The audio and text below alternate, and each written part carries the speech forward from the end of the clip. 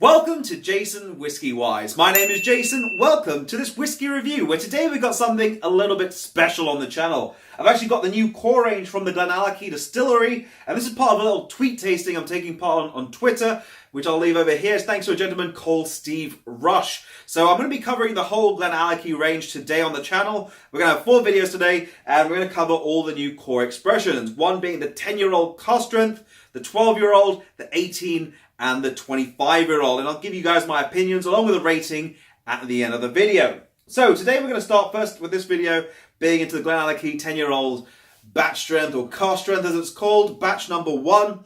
And I've got a little dram over here poured. Now, many of you guys probably haven't heard of the GlenAllachie Distillery or the GlenAllachie whiskey, and that's because most of the time it's been used for blends like Ballantine's or Chivas Regal, as it's owned by Pernod Ricard. Now, this one is a 10-year-old whiskey. It's bottled at 57.1%.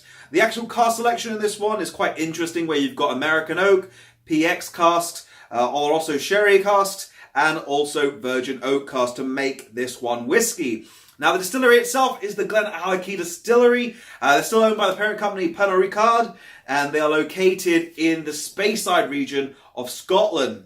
Now, the actual name, the GlenAllachie, many of you guys would have probably seen him. Billy Walker is very famous because when he used to be at the helm of GlenDronach and Benriach, you'll actually see the spelling where it says Riach and also Dronach in the both names has a capital letter. And that's what he's done now since he's moved to the GlenAllachie Distillery. It's actually become Glen, and then you've got the capital A for Allachie.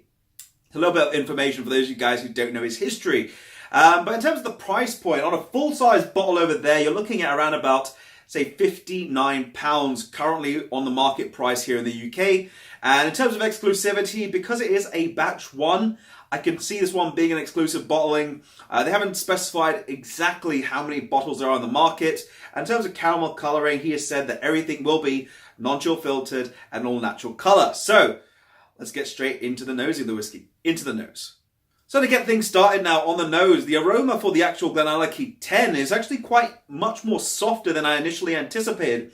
Now, before I get into the actual tasting notes, if you are guys going to see the other different videos in the range, I'll leave a list to the playlist or link to the playlist in the cards in the top and also at the end of the video. But straight away, it's got a quite clean, crisp nose to it.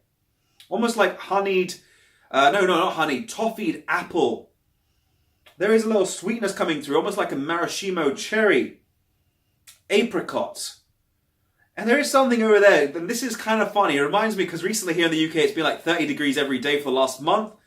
It's almost like you've taken cherry cola, you shook it, you've got rid of the fizz, and you've left it out in the sun, and you can smell that heat. So it's sort of like a warmer cherry cola. It's very, I don't know, it's like that one note that just really comes out at me on this one. There is another note over this one.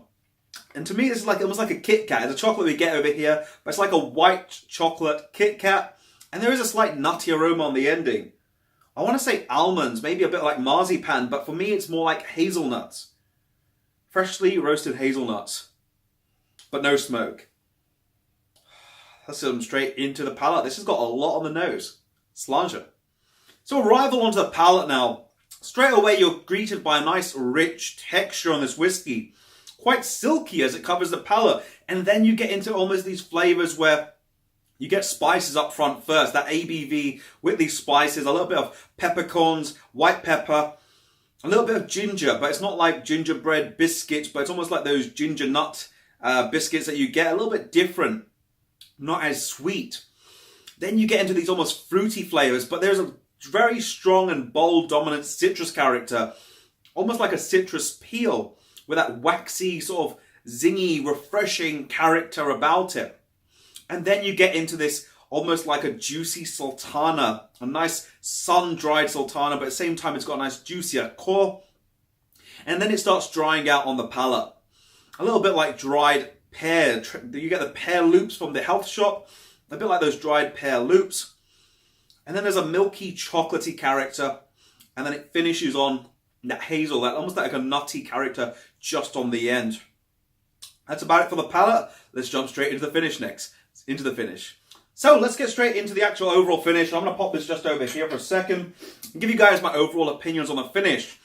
In terms of flavor profile, the finish for this one is almost, I'd say, a medium long, pushing along as those flavors of spices, a leathery note. And a little bit of those dried fruits sort of wrap together and really hold out on the sides and probably on the tip of the palate. And at the same time, the middle of the palate, where it starts to give you a slight, I'd say, polished oak presence. However, in terms of my overall opinion, I'm going to give you guys my rating first. And for the GlenAllachie 10-year-old cask strength, it is going to be an 86 out of 100. Now, I did give this one some thought. It's £60 for a 10-year-old. But then you've got to factor in the fact that it's a cask strength. And when I compare it to stuff like GlenAllachie cask strength against Benriach stuff, against other different distilleries, Tamdhu, Glengoyne, they're all priced around about £50 to £60 at this point in the UK's market. So then I have to think about it.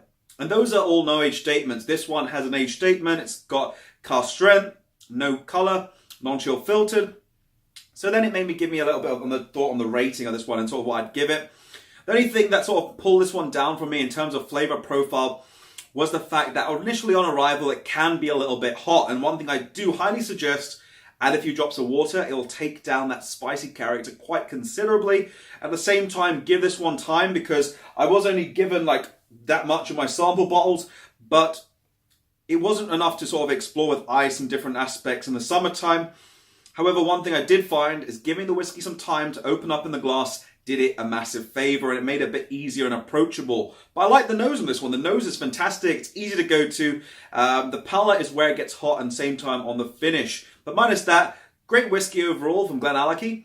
And I think they're on the right track. So I'm looking forward to covering the 12, 18 and 25 next. I'm going to leave those videos up on the screen here, here and here. But let me know your thoughts, guys. If you've got to try any of these, down below in the comment section. I'll leave the subscribe button over there and drop the video like if you have enjoyed. But this has been me, JasonWhiskyWise, Quiet Mr. Bananas, and we'll catch you for the next video. Sláinte.